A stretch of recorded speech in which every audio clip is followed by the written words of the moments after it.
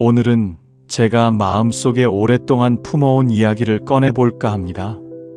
살다 보면 이런 순간이 오지 않던가요? 밥상 앞에 앉았는데 마주 앉을 사람이 없는 겁니다. 텔레비전을 켜도 소리만 있고 창밖을 봐도 그냥 하늘만 있고 자녀들은 각자 살기 바쁘고 오래 함께한 배우자는 먼저 세상을 떠났고 명절에 다 모였다가 흩어지고 나면 그 고요함이 더 크게 느껴질 때가 있지요. 그 순간 마음 한켠이 철렁 내려앉습니다. 나는 왜 이렇게 혼자인가? 그 느낌이 찬바람처럼 가슴을 훑고 지나갑니다. 어떤 분은 그게 자녀 탓이라고 하시고 어떤 분은 팔자 탓이라고 하십니다. 세상이 각박해져서 그렇다고도 하시지요. 그 마음 충분히 이해됩니다. 사람이 곁에 있으면 외롭지 않을 것 같고 누군가 나를 챙겨주면 이 허전함이 채워질 것 같은 마음. 다들 그렇게 생각하시지요. 그런데 부처님께서는 전혀 다른 말씀을 하셨습니다. 혼자라는 사실이 고통의 원인이 아니라 오히려 그것을 제대로 보지 못하는 것이 고통의 원인이라고 하셨습니다. 혼자임을 두려워하지 않고 있는 그대로 받아들이는 순간 거기서 진짜 평화가 온다고 하셨습니다. 오늘은 그 말씀을 함께 들어보겠습니다. 그런데 생각해보면 이상하지 않습니까? 똑같이 혼자 사시는 분들이 계십니다. 한 분은 아침에 일어나면 또 혼자 하루를 버텨야 하는구나 하고 무거운 마음으로 일어나십니다. 그런데 또 다른 분은 오늘도 내 하루가 시작됐구나 하고 조용히 미소를 지으십니다. 같은 혼자인데 왜 이렇게 다를까요? 자녀가 많아서요? 돈이 많아서요? 아닙니다. 외롭지 않은 분들을 보면 꼭 곁에 사람이 많은 게 아닙니다. 오히려 조용히 혼자 앉아 있는 분들인데도 얼굴이 환한 분들이 계시죠. 그 차이가 어디서 오는 걸까요? 그게 마음의 눈, 즉 보는 방식의 차이입니다. 혼자라는 현실이 문제가 아니라 혼자라는 현실을 어떻게 보느냐가 전부입니다. 상황이 사람을 흔드는 게 아니라 그 상황을 보는 내 마음이 나를 흔드는 겁니다. 부처님께서는 이미 2500년 전에 그 답을 말씀해 두셨습니다. 마이너스 마이너스 마이너스 수타니파타라는 경전이 있습니다. 부처님께서 직접 읊으신 말씀을 모아놓은 오래된 글입니다. 거기에 이런 구절이 있습니다. 무소의 뿔처럼 혼자서 가라. 이 말씀을 처음 들으시면 좀 쓸쓸하게 들릴 수도 있어요. 혼자 가라니 그게 무슨 위로가 되냐고 하실 수도 있지요. 그런데 이 말씀 앞뒤를 살펴보면 전혀 다른 뜻입니다. 무소의 뿔은 뿔이 하나입니다. 혼자 우뚝 서 있지요. 그 뿔은 외롭지 않습니다. 흔들리지 않습니다. 비가 와도 그 자리에 있고 바람이 불어도 그 자리에 있습니다. 부처님께서 말씀하신 혼자는 버려진 혼자가 아닙니다. 완전한 혼자입니다. 자기 자신 안에 이미 다 갖춰진 혼자입니다. 법구경에도 이런 말씀이 있습니다. 자기 자신이 자신의 주인이다. 다른 누가 주인이 될 수 있겠는가? 이 말씀이 어떤 뜻이냐면 내 평화는 결국 내 안에서 온다는 겁니다. 자녀가 전화해줘야 평화롭고 손주가 와야 행복하고 누군가 나를 챙겨줘야 기쁜 것, 그게 다 바깥에 기댄 마음입니다. 그 마음은 바깥이 흔들리면 같이 흔들립니다. 부처님께서는 처음부터 말씀하셨습니다. 사람은 태어날 때도 혼자 옵니다. 갈 때도 혼자 갑니다. 이 사실을 피하지 말고 똑바로 보라고 하셨습니다. 피할 때 두려움이 오고 똑바로 볼 때 평화가 온다고 하셨습니다. 이게 바로 부처님께서 우리에게 주신 답입니다. 마이너스 마이너스 마이너스. 부처님 곁에 한 수행자가 있었습니다. 이름은 밧디아였습니다. 그는 원래 귀한 집안 출신으로 한때는 많은 사람에게 둘러싸여 살았던 사람입니다. 처소에는 항상 하인이 있었고, 밥을 먹을 때도 누군가 옆에 있었고, 잠을 잘 때도 문 앞에 호위하는 이가 있었습니다. 그런데 출가를 하고 나니 달라졌습니다. 아무도 곁에 없었습니다.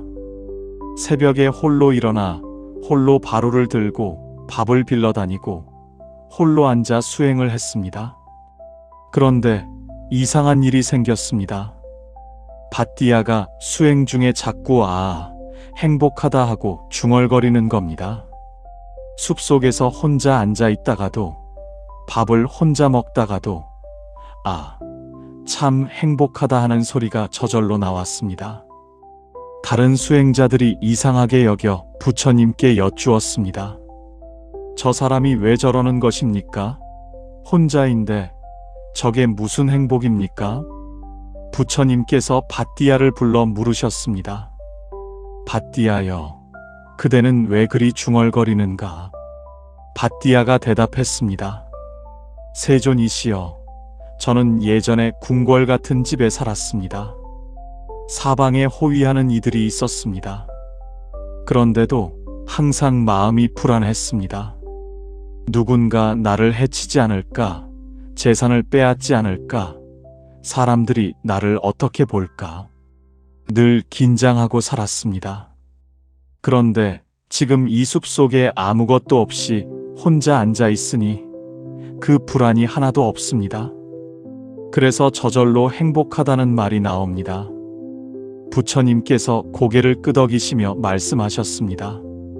그렇다, 밧디아여. 그대가 지금 맛보고 있는 것이 바로 자유다. 사람들 사이에 있을 때 그대는 늘 무언가를 지키려 했다. 그 지키는 마음이 그대를 얼검했다. 지금 그대 곁에는 지킬 것도 없고 잃을 것도 없다. 그러니 그대 마음이 가벼운 것이다. 이 말씀을 들은 밧디아는 그 자리에서 눈물을 흘렸습니다. 그동안 자기가 무엇을 두려워했는지 비로소 알게 된 것입니다. 사람이 무서운 게 아니라 그 사람들에게 기대고 있던 자기 자신이 무서웠던 겁니다. 지금 우리 삶으로 가져오면 이렇습니다. 자녀가 전화를 안 하면 서운합니다. 손주가 명절에 안 오면 속이 상합니다. 그 서운함은 어디서 옵니까? 그들에게 기대고 있기 때문입니다. 그 기댄 마음이 채워지지 않을 때 허전함이 옵니다. 밧디아가 궁궐에서 느꼈던 그 불안과 다르지 않습니다. 기댈 곳을 없애는 게 아닙니다. 기대지 않아도 괜찮다는 것을 아는 것입니다. 그걸 알게 되는 순간 오히려 자녀가 전화하면 더 감사하고 손주가 오면 더 기쁩니다. 당연한 게 아니라 선물처럼 느껴지니까요. 부처님이 코살라 나라를 걸어가시던 어느 날이었습니다. 길가에 한 노파가 홀로 앉아 울고 있었습니다. 부처님께서 발걸음을 멈추고 옆에 앉으셨습니다. 어머니, 왜 그리 우시오? 노파가 고개를 들었습니다. 스님, 저는 늙었습니다. 남편도 먼저 갔고 자식들도 다 떠났습니다.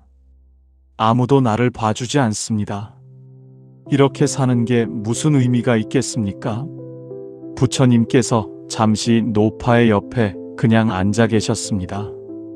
아무 말도 없이. 그 침묵 속에서 노파가 조금 안정을 찾았을 때 부처님께서 천천히 말씀하셨습니다. 어머니, 들판에 피어있는 꽃을 본 적이 있소? 그 꽃은 누가 봐주지 않아도 핍니다. 비가 오면 비를 맞고 해가 뜨면 해를 받으며 그냥 핍니다. 아무도 알아주지 않아도 그 꽃은 온전합니다. 어머니도 그 꽃과 같습니다. 아무도 봐주지 않아도 어머니는 이미 온전한 한 사람입니다. 노파가 물었습니다. 그런데 스님, 왜 이렇게 마음이 아프단 말입니까? 부처님께서 말씀하셨습니다. 아픈 건 자식이 없어서가 아닙니다. 자식이 있어야 내가 온전해진다고 생각하기 때문에 아픈 겁니다. 어머니는 자식 없이도 이미 온전합니다. 그걸 모르고 계실 뿐입니다. 노파는 한동안 그 말을 가만히 들었습니다. 그리고 조용히 말했습니다. 스님, 저는 평생 누군가 나를 필요로 해야 내가 살아있는 것 같았습니다. 부처님께서 말씀하셨습니다. 그것이 어머니를 오래 힘들게 한 생각입니다. 누가 나를 필요로 하지 않아도 나는 이미 여기 있습니다. 숨을 쉬고 있고 하늘을 보고 있습니다. 그것으로 충분합니다. 그 말씀을 듣고 노파는 소리 없이 오래 울었습니다. 그것은 슬픔의 눈물이 아니었습니다. 평생 짊어지고 다니던 무언가가 녹아내리는 눈물이었습니다. 지금 우리 삶으로 가져오면 이렇습니다. 어르신들 중에 내가 뭔가 해줄 수 있어야 가족이 날 찾는다고 생각하시는 분들이 많으십니다. 밥을 해줄 수 있어야, 돈을 줄 수 있어야, 건강해야 짐이 안 된다고 생각하십니다. 그런데 부처님 말씀은 이겁니다. 해줄 수 있어서 소중한 게 아닙니다. 그냥 당신이라서 소중한 겁니다. 들판의 꽃이 무언가를 해줘서 아름다운 게 아닌 것처럼요. 부처님 제자 중에 아난다라는 분이 계셨습니다. 아난다는 부처님을 가장 가까이에서 모신 분으로 부처님의 모든 말씀을 기억하는 분이었습니다. 부처님이 열반에 드시기 얼마 전 아난다가 부처님 곁에서 울었습니다. 세존이시여, 세존께서 가시면 저는 어떻게 해야 합니까? 제 의지할 곳이 없어집니다. 부처님께서 아난다의 손을 잡으시고 말씀하셨습니다. 아난다여, 왜 우느냐? 세존이시여, 스승님이 가시면 저는 혼자가 됩니다. 부처님께서 말씀하셨습니다. 아난다여, 나는 처음부터 내게 말해왔다. 사랑하는 것과 헤어지는 것은 이 세상의 이치다. 만남이 있으면 반드시 헤어짐이 있다. 이것을 피할 수 있는 사람은 아무도 없다.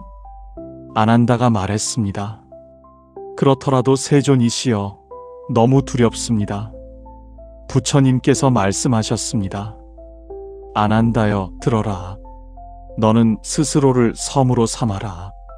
스스로를 의지처로 삼아라. 다른 것을 의지처로 삼지 마라. 진리를 섬으로 삼아라. 진리를 의지처로 삼아라.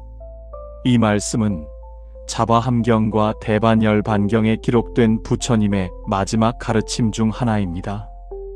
아타디파 비하라타, 스스로를 등불로 삼아 살아가라는 말씀입니다. 아난다는 그 말씀을 듣고 처음에는 더 무겁게 느껴졌다고 합니다. 의지할 스승도 없이 혼자 살아가라는 말이 너무 큰 짐처럼 들렸던 겁니다. 그런데 부처님께서 열반에 드신 뒤 아난다는 홀로 앉아 수행을 이어갔습니다.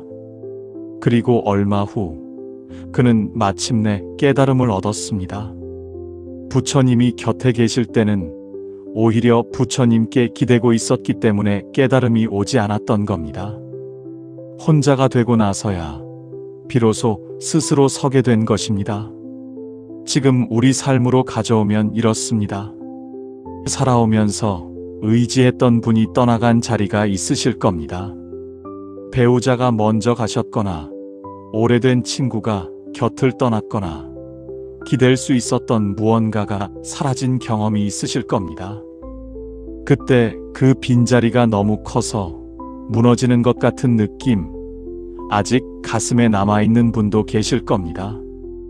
부처님께서는 아난다에게 하신 것처럼 우리에게도 말씀하십니다. 그 빈자리가 두려운 게 아닙니다.